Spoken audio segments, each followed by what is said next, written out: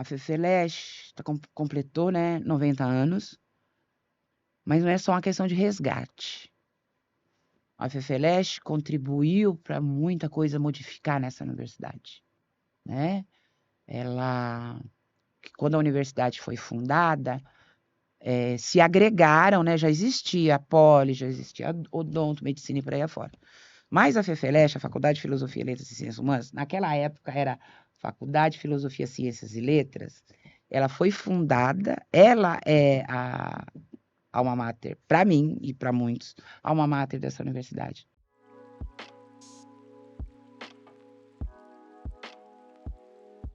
Eu sou Marie, falou o nome todo, né? Marie Márcia Pedroso, funcionária da Faculdade de Filosofia, Letras e Ciências Humanas há 38 anos, já passados.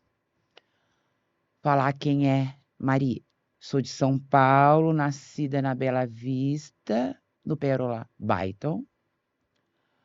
Mas morei quase toda a minha vida na Zona Leste. Quase não, né? Porque eu já estou aqui morando no Butantã há 26 anos, pelo menos. Mas, assim, a minha formação é de periferia, né? Esse bairro que eu estou dizendo para vocês, o Itaim Paulista, é o extremo leste da cidade de São Paulo. Saindo dele, você entra já em cidades, Ferraz de Vasconcelos, Guarulhos ou Itaquaquecetuba. Então, eram aqueles bairros conhecidos antigamente como bairros dormitórios. Hoje já não, esse termo não existe mais em vários bairros, porque com a expansão da cidade, foram criadas oportunidades de trabalho para as pessoas nesses locais. Quando eu entrei aqui, para desgosto da minha mãe, sei lá, eu vivia muito desempregada, né?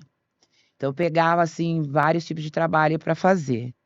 Então, quando eu entrei aqui, eu era DJ da Zimbábue, lá em Santana. Eu fazia passagem das músicas, só das músicas lentas, mais românticas, né? Eu fazia isso aos domingos à noite, e eu fui uma das primeiras DJs na época, que isso foi em 86, né? Faz tempo. DJ de baile blacks em São Paulo. Além disso, eu era da escola de samba, né? Eu tive muita vivência, eu aposentei as sandálias quando eu fiquei grávida dos gêmeos, porque eu tive uma gravidez de risco. Mas eu era presidente de escola de samba também. Antes eu fui chefe de ala, tinha ala, fui membro de ala. A escola de samba, para quem não conhece, ela tem todo um contexto teatral, né? Porque não é só o carnaval na avenida. O carnaval na avenida é a apresentação da peça de teatro, para quem faz teatro, por exemplo, ou para quem vai fazer um show. Durante o ano, você tem toda uma série de trabalhos a executar. Porque a partir do momento que se escolhe o enredo, o que você vai apresentar na avenida, começa um processo de vários trabalhos, né? Aí tem a escolha do samba, aí o carnavalesco tem que fazer os desenhos das fantasias, aí a partir do momento que isso vai liberando para a comunidade, você vai trabalhando e fazendo as fantasias. Quando você entra na avenida, no meu tempo, acho que era o Babu, tinha seu Geraldo Filme, que falava assim: primeira do Itaim, a escola é de você, a avenida é de vocês. Isso te dá um arrepio no corpo e você vai para a avenida assim para fechar aquele trabalho ao longo do ano. Mas por que eu falei isso também para mostrar? Porque eu tenho comigo que tudo que eu faço faz parte de um enredo. E eu quero estar inserida nesse enredo. Eu trabalho aqui, senão eu não estaria aqui há tantos anos. Então, a cada trabalho que eu pego, uma tarefa que eu tenho que executar, eu me insiro dentro dela. E eu quero ver ela finalizada e, de preferência, a bom termo, que eu também já caí no carnaval, né? Mas aí você tem que levantar as tamancas, vamos lá, né? Essa interpretação, tudo que eu faço nesse sentido, né? E às vezes eu sou até muito dura, né? Às vezes para as pessoas fica parecendo que eu sou uma pessoa dura. Não é isso, é que a participação, você está inserida, não é só a mim que interessa. Eu acho que interessa ao entorno. Por isso que eu estava falando do quiche há pouco, né? Não é a minha bolha somente, né? É uma bolha grande, porque quando você está executando determinadas coisas, tem muita gente envolvida, né? Tem o patrimônio, tem o financeiro, tem os serviços gerais, tem vários serviços. O seu trabalho não é finalizado sozinho. Então, às vezes fica parecendo que eu estou interferindo em coisas do outro, não, porque eu dependo também, para executar meu trabalho, eu dependo de todo esse contexto que tem no meu entorno. Então, eu estava na escola de samba, foi num dia, acho que 13 de maio de 86, 12 de maio de 86, a gente estava no ensaio, e o Vavá, que é um ex-funcionário daqui, virou para mim e falou assim: amanhã é o último dia de inscrição, porque tem ano eleitoral. Surgiu vaga lá na FEFELESH, quer fazer. Aí tá em Paulista, vim para cá, passei um dia aqui, porque tinha que fazer inscrição, fazer as provas, saiu o resultado, e aí saiu o resultado, a gente ainda foi uma turma grande, é a turma de 86, né, que foi para HU fazer os exames. E eu entrei com contrato já tudo no dia 26 ou 28 de agosto, de agosto não, de maio de 86. Então tem muita gente que entrou nesse mesmo ano, né, porque foi um ano de sequências, de expansões, de renovações de quadros, e que muita gente está aqui até hoje, né? Tem o Zé Carlos do Patrimônio, tem eu, tem a Mariângela, tem a Lurdinha, quem mais? Tem muita gente. A Márcia é mais velha, da ciência política, o Rubem da filosofia é mais velho, foi de uma outra época. Regina, que acabou de completar o seu jubileu de prata, de ouro, né? Tô falando tudo errado hoje.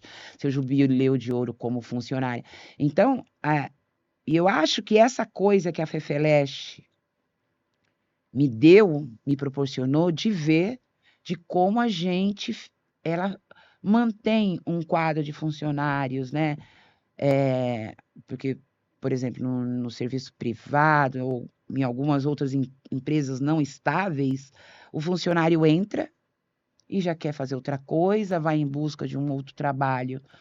A FEFELESH, ela ainda tem esse poder agregador. Não que esse poder agregador hoje seja como era há muito tempo atrás, mas tem ali funcionários, muitos, não são poucos, Benhur da teoria literária, está aqui há muitos anos. Então, você vai vendo, e aí você faz esses laços, né, com essas pessoas. Eu fui direto para o departamento de filosofia, fiquei lá até a pandemia 2020, né, quando o diretor recém-eleito me convidou para assumir a área da assistência acadêmica. Mas no departamento de filosofia, todos esses anos, foram 34 para 35 anos que eu convivi, teve uma coisa de bom, que acho que juntou a fome com a vontade de comer. Porque o departamento te dava liberdade. Eu, como sempre, fui meia bocuda, né? Aquelas coisas. Então, havia receptividade. Olha, que tal fazermos tal coisa? Vamos fazer isso, vamos fazer aquilo. Não tinha essa distinção, principalmente entre funcionários e docentes, né? Então, os professores, eu passei por várias chefias, né? Que as chefias têm um teto máximo de 4 anos, sempre foram nesse sentido de receptivos. Então, a gente trabalhou muito em conjunto. Talvez isso também me fez ficar lá tantos anos, né? Porque eu tinha autonomia de trabalho, né? O departamento de filosofia me proporcionou muito isso, né? E olha que é um departamento, no meu tempo nem mais mulheres tinham, né? É um departamento hoje, de novo, resgatando, tem mais mulheres, porque é aquela coisa também, acho que de época, né? A filosofia, tinha muita gente que entrava na filosofia, os alunos já tinham outra carreira. A filosofia vinha para dar mais subsídios, mais conhecimento, agregar conhecimento ao que você já tinha.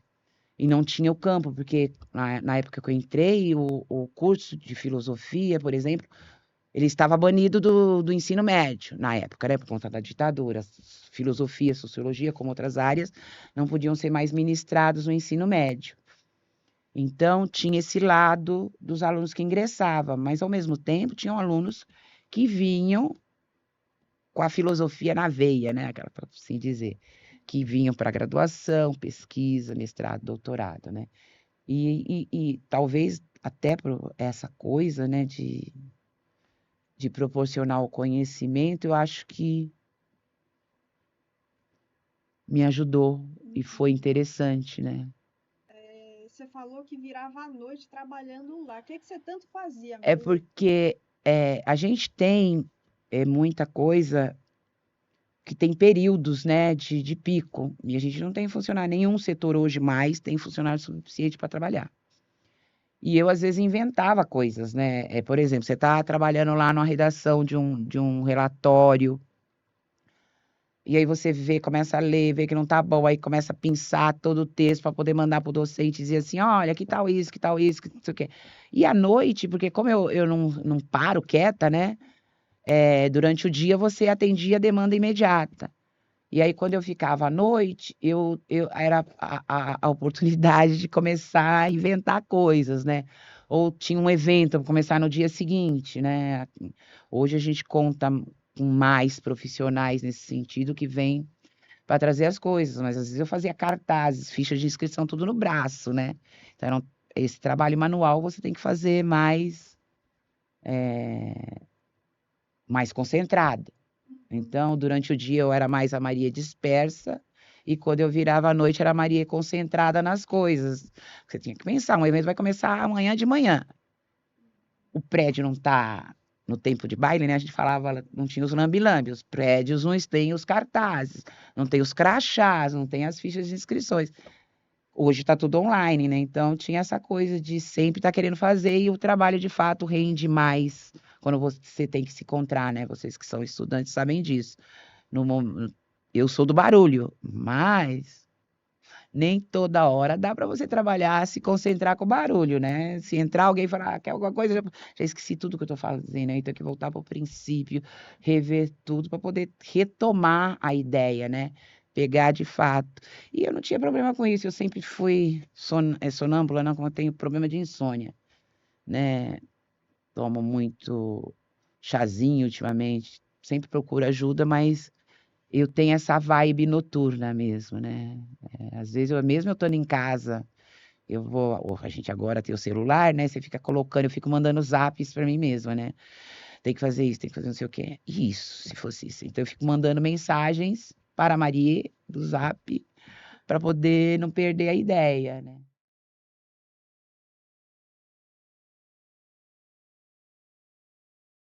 Pra você ter uma ideia, na minha entrevista, tava o Cícero, Cícero o, Araújo? o Cícero, assistente administrativo da época, o Aldo Pasquarelli, que era o assistente acadêmico, se não me engano, era o professor Blickenstein. Na época ele era o presidente da CPG, para entrevista. Professor Wittgenstein? Não, Blickenstein. Blickenstein. É. Aí eles perguntaram, qual é a sua expectativa? Eu falei, olha, para dizer a verdade, não tenho muita não, eu não fico num trabalho nem mais, não fico mais de um ano num trabalho. Aí esse cara me olhando assim com essa cara, eu falei, então, quando eu entrei foi isso, era para ficar menos de um ano. E aí não sei o que aconteceu. Uma ave de rapina como a coruja me pegou. E eu tô aqui até hoje. Tem uma formiguinha. O que eu conhecia da USP, à época, era a FAO.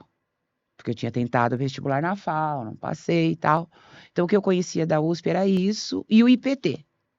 Porque tinha o Vavá, que era daqui, e o Carlos Sol, que era um carnavalesco da escola, também trabalhava no IPT. Porque também tinha um grupo de dança e eu já tinha vindo me apresentar aqui. Então, mas eu conhecia o IPT, né? E aí eu não conhecia o campus como um todo. Teve coisas que eu conheci. Acho que tem lugar nesse campus que eu ainda não conheço, como várias pessoas que estão aqui há muitos anos não conhecem, né? A Rua do Lago, eu só vim saber que era a Rua do Lago, fui entender, porque eu ficava. A Rua do Lago, né? Eu fui entender que a Rua do Lago era a Rua do Lago, porque teve um dia que eu saí do departamento para trazer um documento aqui na administração. Começou a chover. Aí eu fui pra calçada, me proteger das árvores, porque eu tava com o documento na mão para chegar aqui no prédio da administração.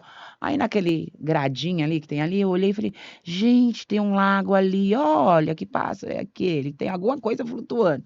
Foi ali que eu fui entender, porque eu não entendia porque era a Rua do Lago. A Rua do Matão a gente entendia, porque, né, uma alameda, né? E aqui eu não entendo. Eu falei, que Rua do Lago, né? Quando você vê o nome de ex-professores da universidade, você entende. Mas que Rua do Lago? Aí tem um lago lá dentro mesmo. Por isso que essa é a Rua do Lago.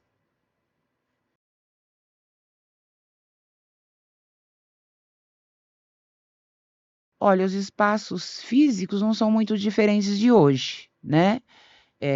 A faculdade, começar pelos os menos conhecidos. Tinha as colmeias, que ainda tem alguns espaços utilizados pela faculdade nas colmeias. Antigamente, quando eu entrei lá, funcionava o curso de letras. Aí fora, a Casa de Cultura Japonesa, que são os espaços que no público estudantil, principalmente, não frequenta muito. E aí os conjuntos didáticos, História e Geografia, o prédio de Filosofia e Ciências Sociais, que o correto é Conjunto Didático de Filosofia e Ciências Sociais, e depois veio Letras e a Biblioteca Florestan Fernandes, né? Porque a biblioteca funcionava lá no prédio História e Geografia, na Biblioteca Central, não funcionava nesse prédio que é hoje. E Letras, como eu havia dito, estava nas colmeias. Aí veio a construção e Letras mudou-se toda para cá. Foi uma pena que o prédio veio atrasado, então quando chegou a comunidade de Letras, já não cabia todo mundo, porque tudo era feito numa perspectiva de curso de quando faz o projeto, né? Isso às vezes a arquitetura precisa corrigir, aquela coisa, né? Vou fazer determinada obra para determinada coisa, só que o tempo muda, a cultura muda, as opções mudam. Então já era. E esse prédio de administração também já existia, né? Então os espaços físicos continuam os mesmos.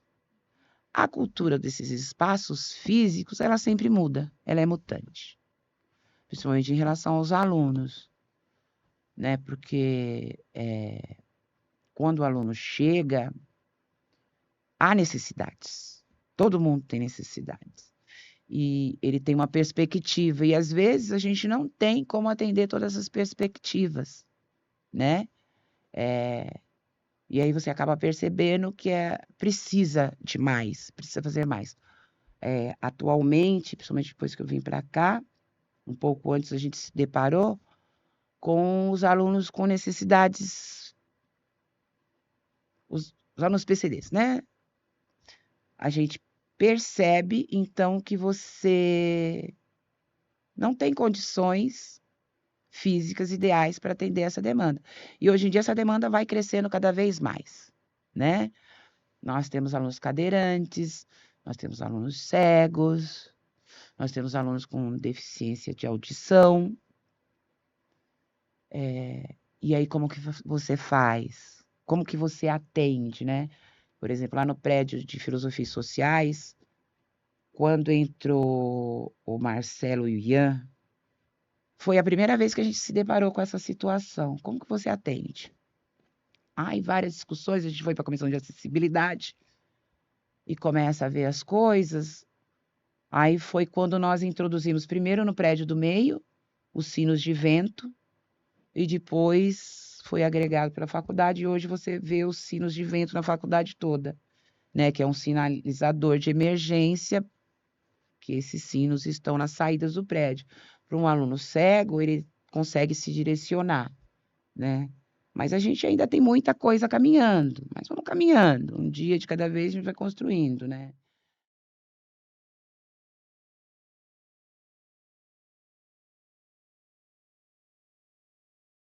Então, porque os lazeres na universidade são poucos, né?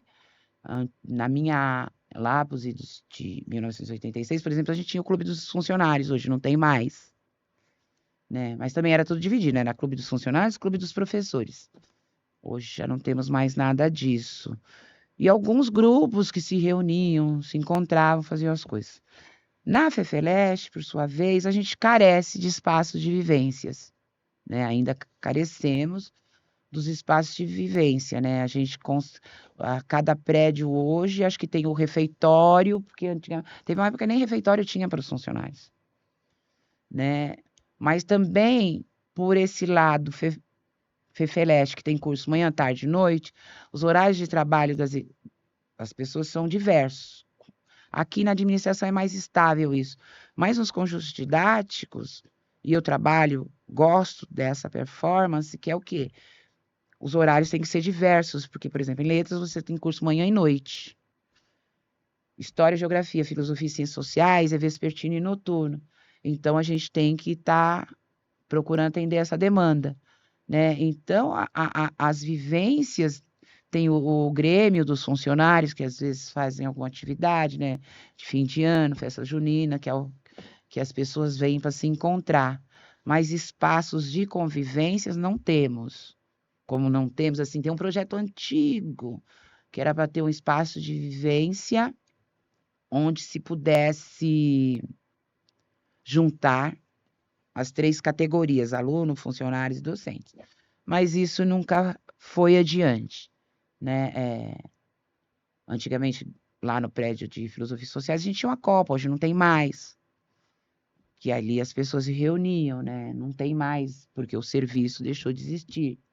Então as coisas vão modificando e a gente, por um lado, a gente acaba ou se adaptando, aceita não aceitando e vai tocando, né?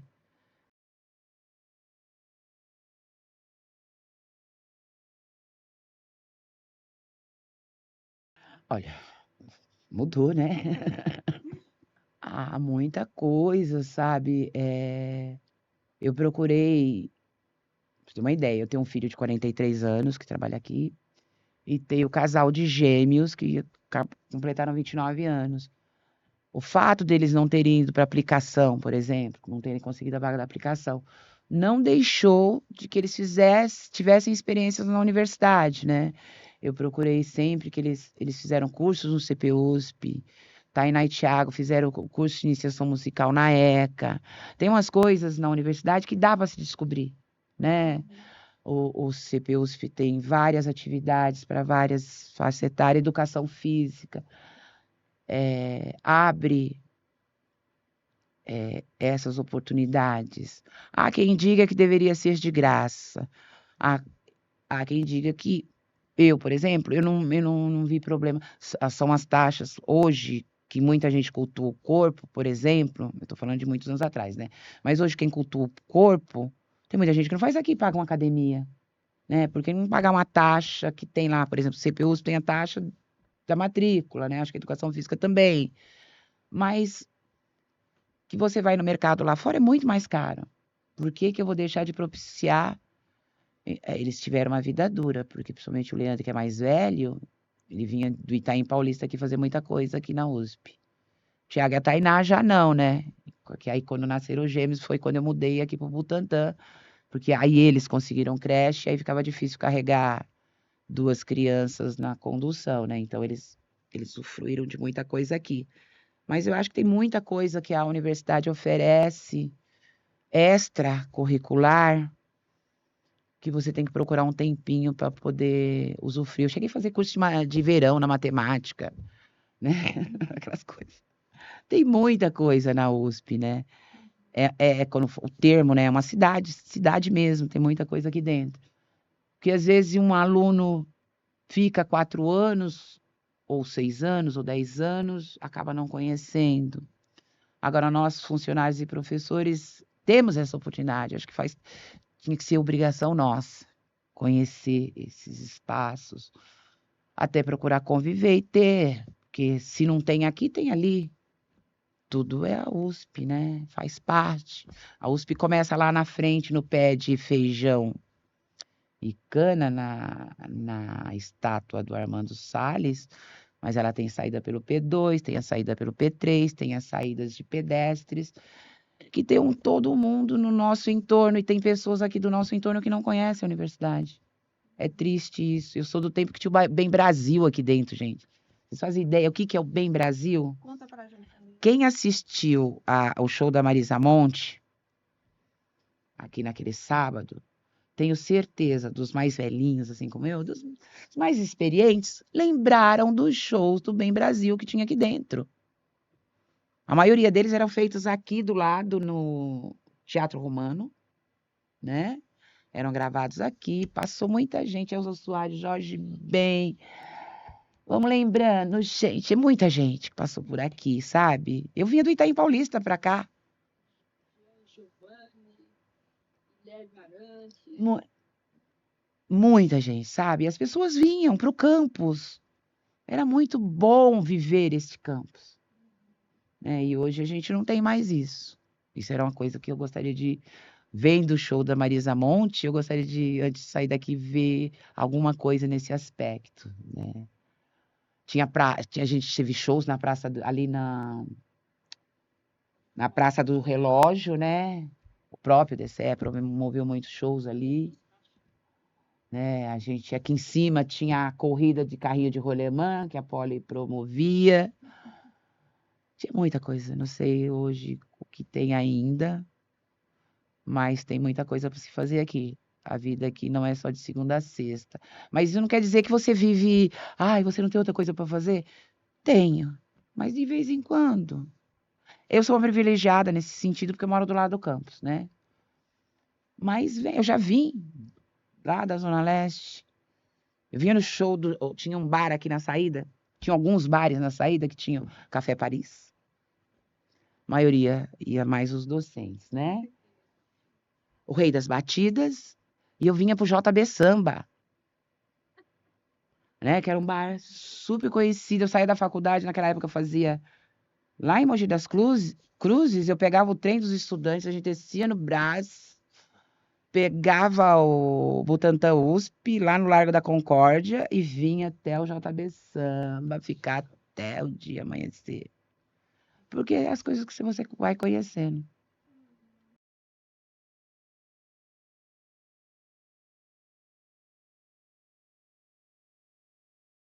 Não é. Eu fico assim. A Fefeleche completou, né, 90 anos, mas não é só uma questão de resgate. A Fefeleche contribuiu para muita coisa modificar nessa universidade, né? Quando a universidade foi fundada, se agregaram, né? Já existia a Poli, já existia a Odonto, Medicina e por aí afora. Mas a Fefeleche, a Faculdade de Filosofia, Letras e Ciências Humanas, naquela época era Faculdade de Filosofia, Ciências e Letras, ela foi fundada, ela é a alma mater, para mim e para muitos, a alma mater dessa universidade. Ela, com esse pensamento crítico que ela espalha a todo momento, ela conseguiu modificar muita coisa nessa universidade. Muita coisa que vai dando frutos de outros frutos, que virão de outros frutos de outros frutos. Eu acho que a função agregadora é isso, não é só manter a Fefeleche de 1934, né? É a Fefeleche que vem se renovando. A Fefeleche vive se renovando. Os alunos são a prova disso, né? Vem conceitos, vem mundos diferentes, vem informações diferentes. E a Fefeleche está aqui, ela está absorvendo tudo isso a todo momento. Ela tem essa função esponja nesse sentido, né? Ela traz para si. E tudo isso é uma experiência que você vai aprendendo. De que forma você manda essa experiência para frente é que são elas. Você vê, eu, Marie, estou aqui, hein? Vê a universidade hoje tendo cotas para alunos, agora implementado cotas para professores. Quando eu entrei aqui, eu não imaginava nada disso. Quando eu entrei na Fefeleche, aí comecei a conhecer a USP, olha a diferença. A Fefeleche era uma das unidades que tinha o maior número de funcionários negros, que não tinha outras unidades. E acho que isso me fez, me abraçou. Porque você vai olhar, salas de aulas, tem aluno aqui, eu tenho certeza, muitos alunos passaram os anos com aquele velho ditadozinho, era um pontinho preto na parede. Porque não tinha lugar de fala. Isso mudou, está mudando, precisa de mais mudanças. E a Fefeleche está aí, participando, criando programas, igual tem o PAECO hoje. Eu acho um programa importante, que é o acolhimento ao aluno cotista, porque não adianta você só ser cotista, né? Não é demérito. Você precisa ter condições de estudar. Porque grande parte dos alunos aqui tem alunos, como vocês são estagiários. Por que vocês estão estagiando aqui? Muitos dos alunos que estagiam não estão nem fazendo estágio da carreira que eles estão seguindo, mas que ele precisa sobreviver. Os alunos cotistas passam por isso também, né? Ele precisa ter, porque senão você desiste, né? Porque se você não tem um acolhimento, você desiste. Precisa desse respaldo. Precisa ter aquela coisa que te segure. Porque não adianta. A Faculdade de Letras, Filosofia, Letras e Ciências Humanas, em todos os cursos, vocês têm que ler manhã, tarde e noite. Às vezes tem que ler na língua original do autor, socorro, né? E se não tiver algo que te dê um respaldo assim? Porque às vezes você só precisa de um abraço para se sentir acolhido. Mas no dia a dia da vida, eu te dou um abraço hoje, mas não vou te ajudar a resolver o trabalho lá que você tem que entregar para o professor, e se você está estagiando, tem que fazer isso, tem que correr atrás. Se você não mora no CRUSP, eu vou para a República, eu vou para o meu bairro, né? Quando a gente fala, né, que a FEFELESH é uma das maiores unidades que tem o curso noturno, né? Tem muita gente da FEFELESH que mora no CRUSP. Tá aqui, mas a gente não consegue resolver tudo. Mas o que dá para a gente resolver, criar e agregar e puder passar para frente, não importa só Marie. Para mim não importa, Maria. Eu preciso me preocupar. Por mais que eu fale, né? Eu falo pra caramba. Fico apontando defeito às vezes, mas porque eu quero que vá, que eu quero que aquilo acabe para poder começar outra coisa, né? Porque a gente tem muito a fazer. Acho que nós, enquanto seres humanos, temos muito a fazer, a contribuir, né? Então não é só enquanto Maria na FEFELESH, é Maria enquanto a vida, enquanto o mundo.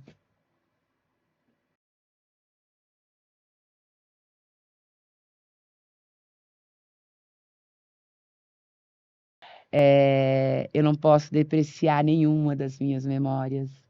Então, se eu destacar uma memória aqui, eu vou estar depreciando outra. Aí eu já tô meia velhinha, não vou lembrar de todos. Aí eu vou falar determinado causo. Aí eu falar, gente, esqueci daquele outro, que era tão importante quanto ao citado. O que eu posso dizer para vocês, assim, eu vivi aqui e memórias, a gente tem memórias boas e memórias ruins. De todas essas memórias, eu tive um aprendizado. E eu agradeço a todas essas memórias. Todas, sem tirar nenhuma, sabe? Com pessoas, e quando eu falo pessoas, eu estou dizendo que são alunos, funcionários, professores, todo mundo, sabe? Porque eu cultivo isso, eu gosto de gente. Mesmo que às vezes eu fico assim, nossa, eu não tenho que ouvir isso. Várias vezes eu faço isso. Mas, gente, faz parte, eu tenho que ouvir isso. Porque senão eu não vou ter mais alguma coisa para fazer depois. Aquilo me agregou de alguma forma, né? Às vezes quando eu acho assim, nossa, lá vem. Aí a pessoa sai, ou aquele momento termina e você fica assim, mas você podia ter feito isso. Você pode fazer isso. Então eu sou assim,